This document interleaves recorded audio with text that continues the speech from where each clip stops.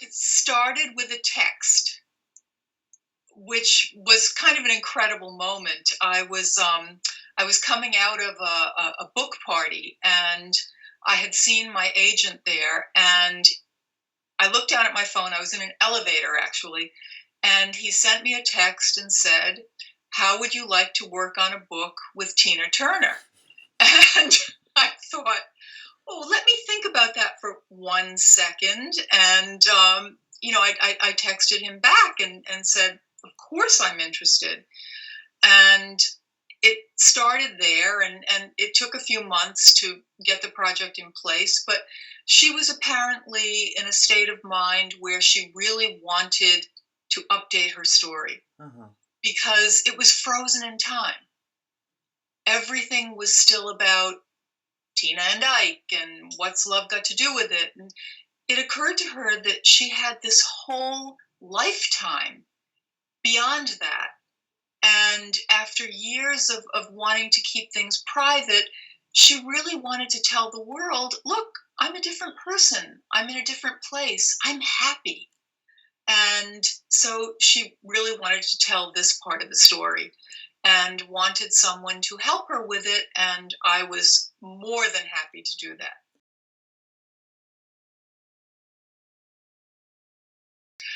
I flew to Zurich. I was crazy nervous. I mean, wouldn't you be nervous? I was Um, nervous. here I was on my way, I had never been to Switzerland, and I was going to be spending a few days with Tina Turner. Now, I come from a background in the entertainment business, and you never know what you're going to get. In fact, it's usually better not to meet your idols because they can disappoint you.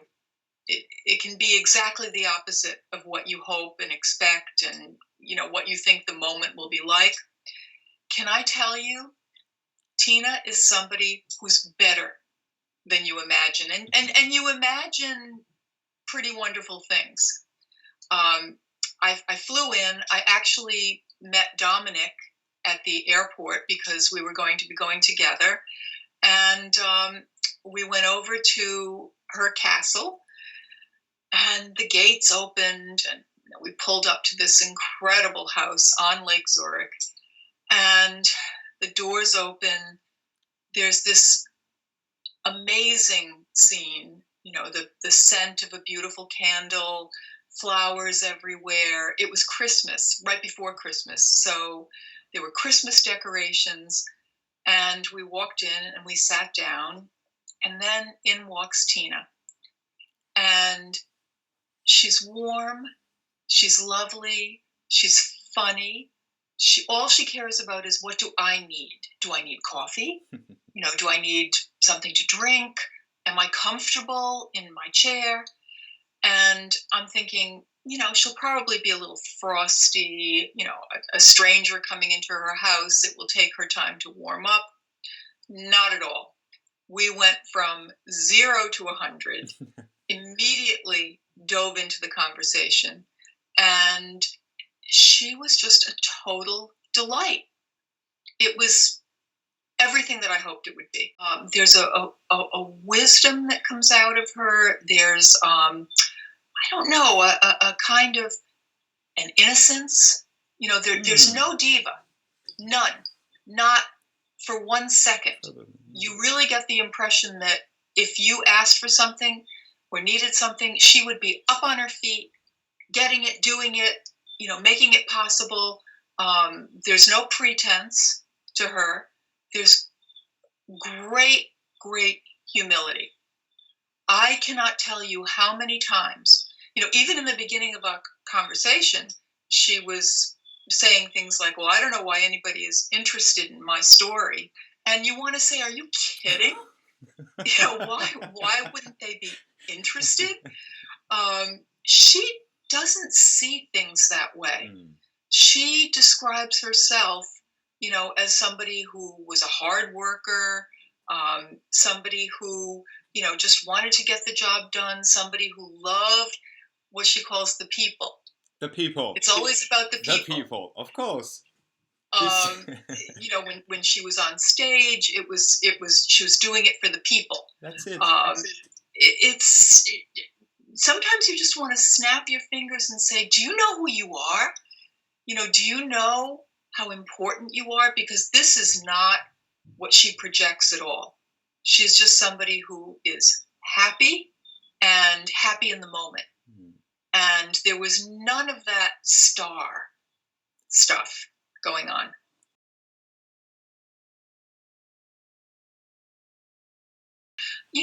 My job is to go in and to ask the questions that will help the person, in this case, Tina, um, remember.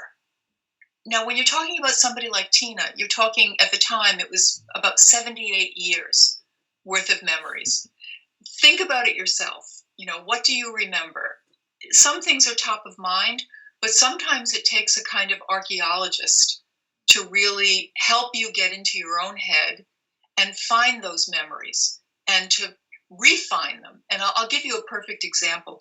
One of the incidents that I was really eager to talk about was the making of River Deep, Mountain High. It's probably my favorite song, and they're all my favorites, but that one still gives me chills. And I really wanted us to be in the moment of what happened when you did that song, when you worked with Phil Spector. Let's start at the beginning. Okay, you got up that day.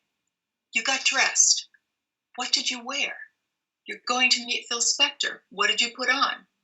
And she described, I know that I had, this fashionable bell bottoms, and it was like a suit, and did you drive yourself? Yes, I drove myself there.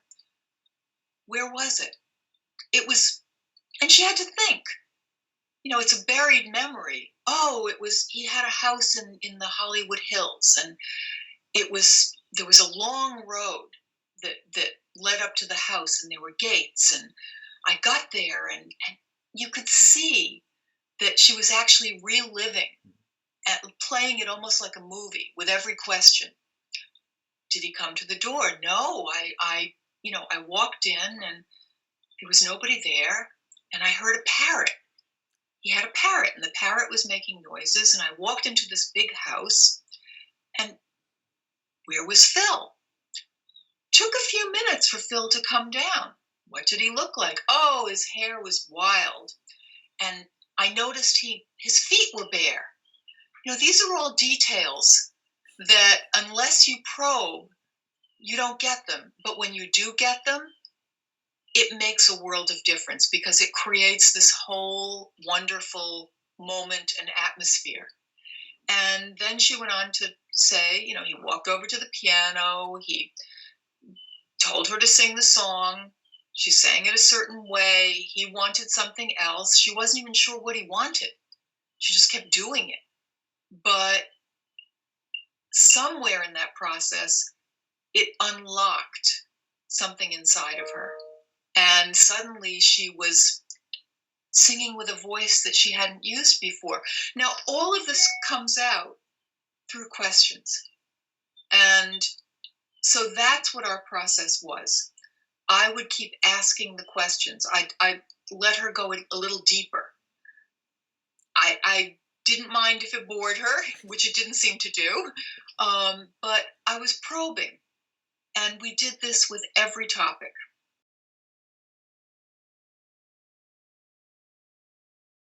Well, she never runs out of energy.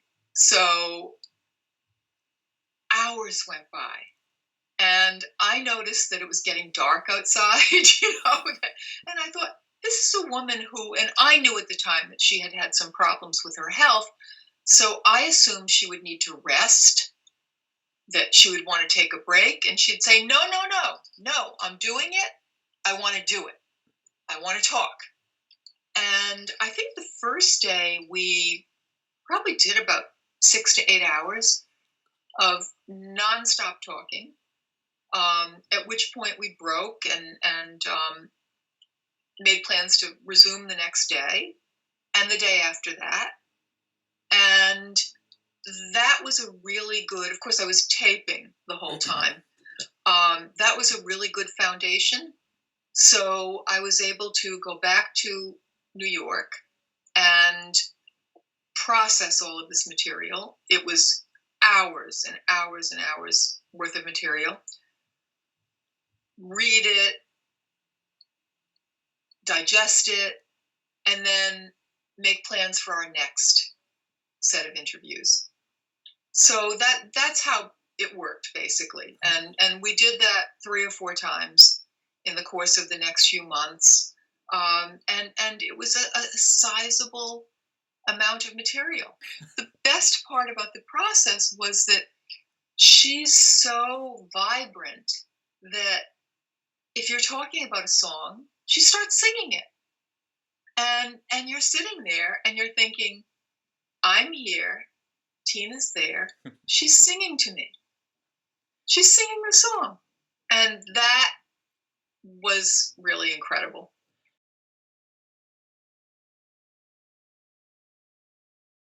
Oh my God, they are joined at the hip. I mean, it's certainly an expression here. Maybe it's an expression for you. He is the loveliest man, so solicitous, not just of Tina. I have to tell you, I got out of his car. I didn't get out of his car. Before I could get out of his car, he ran around to my side, opened the door, which, by the way, never happens in America. Took my elbow, and I'm thinking, does he think I'm old? I mean, no, that's just what is done. Escorts me up the stairs. He's a very thoughtful, interesting man and has a lot to say about what's going on in the world, what's going on in politics, what's going on in the entertainment world. He can talk about anything. And his dedication to Tina is a remarkable thing to see. They have just a lovely, lovely relationship. They've been together for a long time, and it's charming, the differences, because even though Tina has lived abroad for years and has a kind of veneer of European sensibility, she's American. She's an American from Tennessee, and a lot of her expressions, a lot of her mannerisms, even her ebullience is very American. And I think that's funny. I asked her, what's it like being in Europe? How is it different? How is it the same? She would describe Switzerland as reminding her of Tennessee. And Tennessee when she was growing up, which was probably a different time.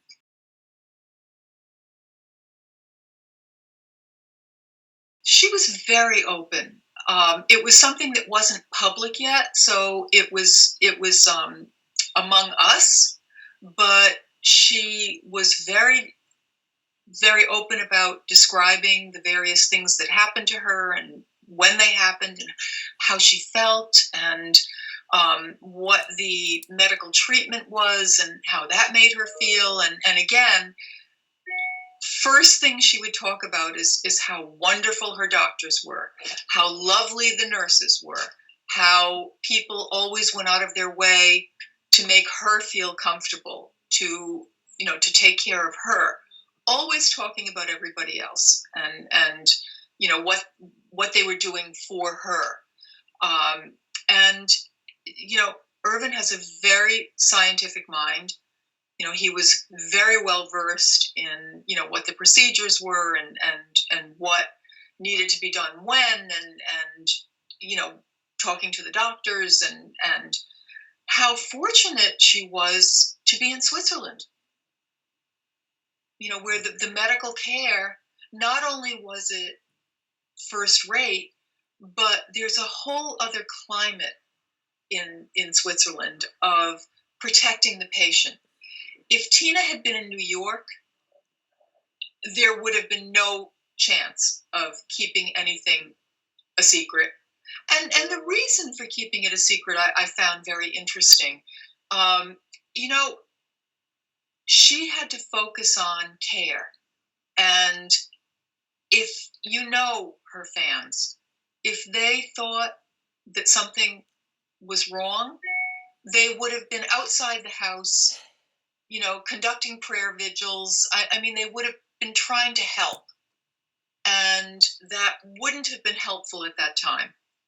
So it wasn't about just wanting to keep the information to withhold it. It was to manage it, and I think that was a very smart thing to do. But had that happened in New York, the story would have been sold to 10 tabloids, by people who were not interested in protecting Tina, and her focus had to be on actually surviving. When she started talking about those illnesses, how did you cope with that? Because there were so many. Did you think people were not going to believe it? How are we going to put this in a book? How Well, are we going to do that? First of all, because I was hearing it for the first time, it was like trying to name the seven dwarfs. You can't. It's sleepy, dopey, grumpy, and then you stop. You can't kind of get beyond that. I would say, wait a minute. Okay. First, there was the Schwindel. Then there was the this. Then there was the that. No. That came before that. It was very hard to get the information in its proper place, but and also not to have a very human reaction of, oh my God, how did you cope with all of that? All over a period, that wasn't very long, at the same time that your wedding was happening, and there was so much good and so much bad, and as a writer and interviewer, you never want to lose sight of the human side of the story. It's not just information; it's happened to someone, and you want to be respectful of that.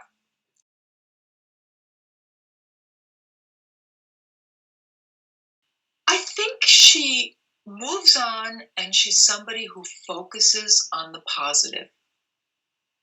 Even when talking about her darkest days, I mean, it's not pleasant for her to go back to those times with Ike, but I'll tell you something. Here she was talking about that and trying to find the reasons that made him behave the way he did, and giving him the generous moment of saying, well, he had it hard too. He was a product of a certain upbringing, a certain time.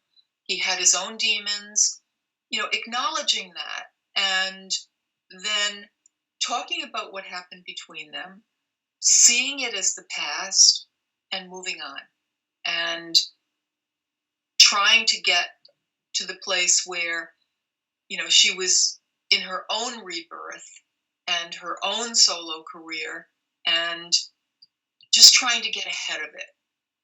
And she said something very interesting, which was, escaping from Ike and from that period was the hard part. Everything that came later was cake. Even when I had no money, even when I had no prospects, even when I didn't have a home, and I had children to support, and a new life to build, I was so happy to be free that it never occurred to me that I should be anything but positive. It's amazing, but that's her.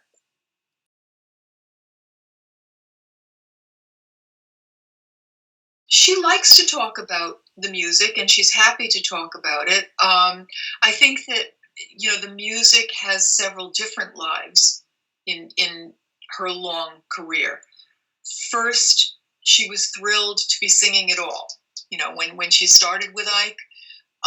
One thing I love to point out is that in her yearbook, which I'm sure you saw in Nutbush, she puts down that her ambition is entertainer. Now, when you think about that and you look at what the others are saying, the students, the pictures around her, it's nurse, accountant, teacher, nothing. Who puts down entertainer? How is that even an achievable ambition for an 18-year-old girl at the moment living in Nutbush, Tennessee? Where's the path to that? But she believed that it was something that was possible. So she became a singer with Ike, and that was exciting.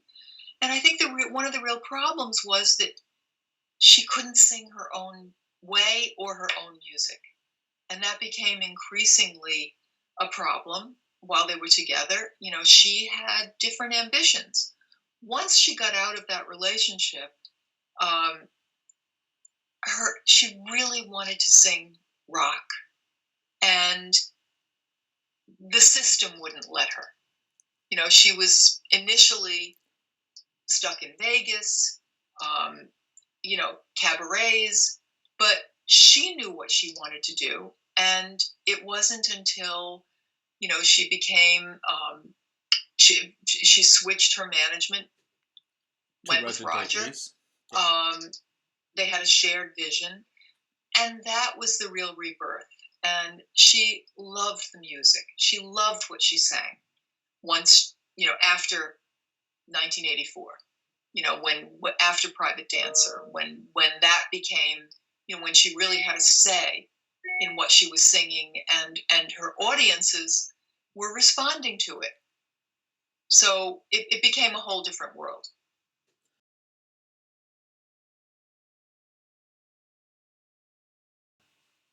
If you ask Tina, she'll tell you, I retired. I worked for like 60 years. I'm retired. I'm enjoying myself. I think that she really feels that part of her life is over. Now it's not up to me to say that it's over. Certainly people change their minds, but I think she's enjoying the respite and the moment. And let's not really call it a rest, because remember, she did her memoir. There's Tina, the Tina Turner musical. There's a documentary in the works. None of this can be done without her. So I'm not really thinking that's a rest,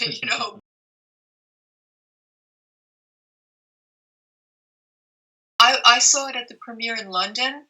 And then, coincidentally, I saw it last night. Okay. I went to one of the previews, here on Broadway. And I have to say, Adrienne Warren, you saw it with Adrienne, didn't you? Yeah. Phenomenal. She's amazing. And I think that, it's hard for me to imagine. Now, did you see it in Germany also? Jawohl. So you've seen it with somebody else playing Tina. Yes. How does that work? It is very strange. It's in German. The songs are in German. So I was still in tears at the end of the second act. So I thought the emotion is still there. There is still something, even if I don't understand everything. The message is here, and you live really empowered. And no, I was really like musical. I wasn't sure, but it's really well made. It's a big production, and I really hope it's going to be a Broadway success. I really hope. Well, I can tell you that it appeared to be sold out last night, and this is, again, it's still in previews. It doesn't open till November 7th. The crowd went crazy. The people I feel sorry for are the ones who don't know that after the curtain call is the best part of the show. And, theater goers on Broadway, they have this habit especially if they're experienced. As soon as the curtain comes down, they leave so they can go get their cars and beat the crowd. And I just wanted to yell to them and say, "Don't leave! Don't leave! There's a surprise." And I don't know what you do about that. If you don't know it's coming, the whole concert at the end, when Adrian says we have more numbers for you, if you don't know that, you could be gone. It's a shame.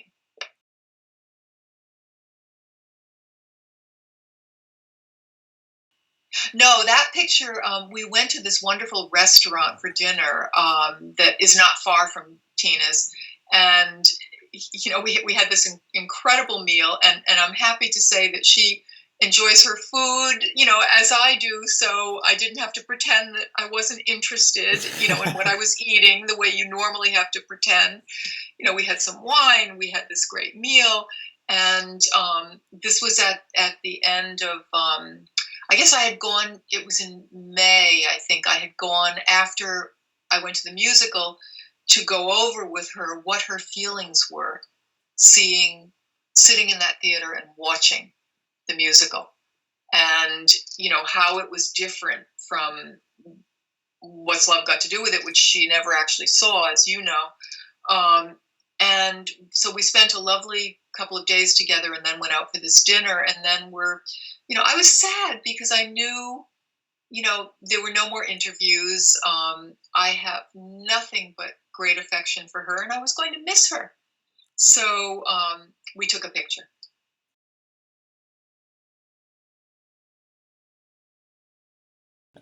So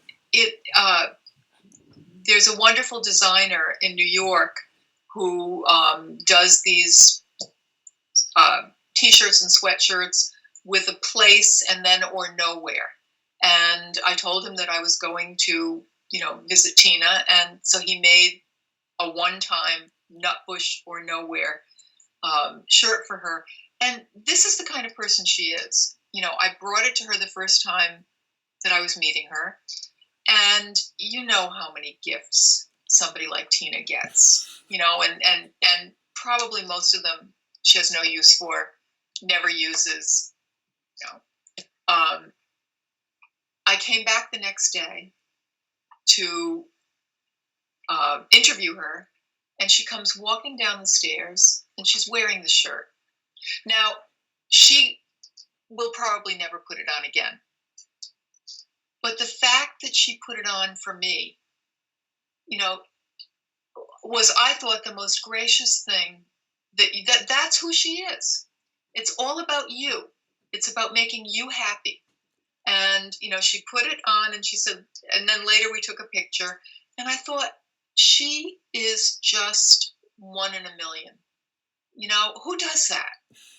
And she paired it with black leather pants, and can I tell you, she was rocking those black leather pants. I mean, Tina at 78 has a body that, I know it's Me Too inappropriate to talk about people's bodies, but she looks fabulous. She looks so good, and she knew exactly how to wear it in her Tina way.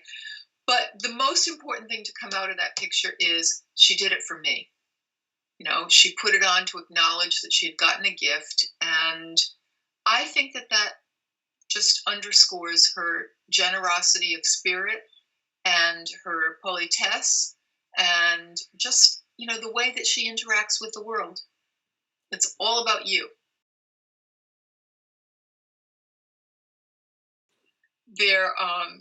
You go into these situations and you don't know what's going to happen. So I was talking and I said something about how I had Googled the pony because I didn't really know what it was. I mean, I know, people talk about Tina did the pony, but what's the pony? So, of course, you go to Google. And I told her it was funny that I went to Google and this woman came up demonstrating the pony to Proud Mary. And I said to Tina, but sadly, I could not do the pony. She said, "Deborah, of course you can do the pony. Look, I'll show you." And she gets up on her feet and she starts dancing. And I'm looking, and all I can think of is, oh my God, she's going to make me get up. I have no idea what she's doing. I can't follow. It looks like her feet look like lightning. They're doing all of this stuff. And she kept saying, you can do it, Deborah, you can do it. And I said, Tina, I can't. So she laughed and she let it go. Dominik, on the other hand, is Fred Astaire. She showed him the pony, 1, 2, 3. He picked it up. He was doing it. We photographed it for his children. And I thought, I am just missing the dance gene. I will never have it. There's no point. But it was just one of those funny moments when you understand why she's Tina Turner and you're Deborah Davis, and that was the end of it.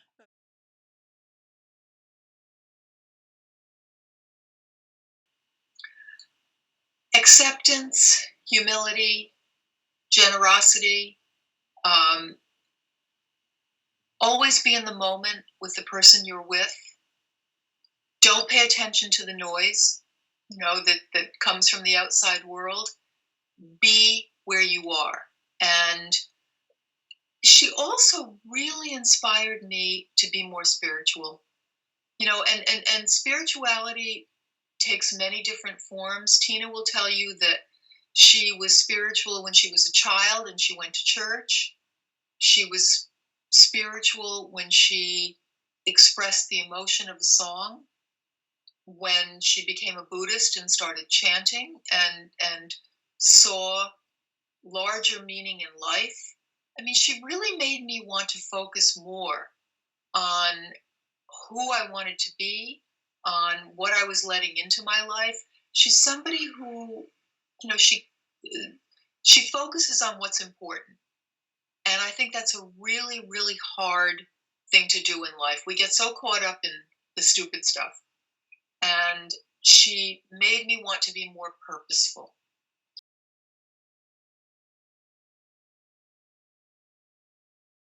So happy to have this chance to talk to you and to give you my thanks and my compliments, and to just say that what you do is amazing, and all of us are just, the beneficiaries of your wonderful gift. And I'm going to say thank you for everybody else. Thank you for your kind words. Thank you for taking the time and your work for Tina and everything you did. And it was really appreciated. And I really enjoyed talking to you. Me too. All right. Goodbye, Ben. Bye-bye.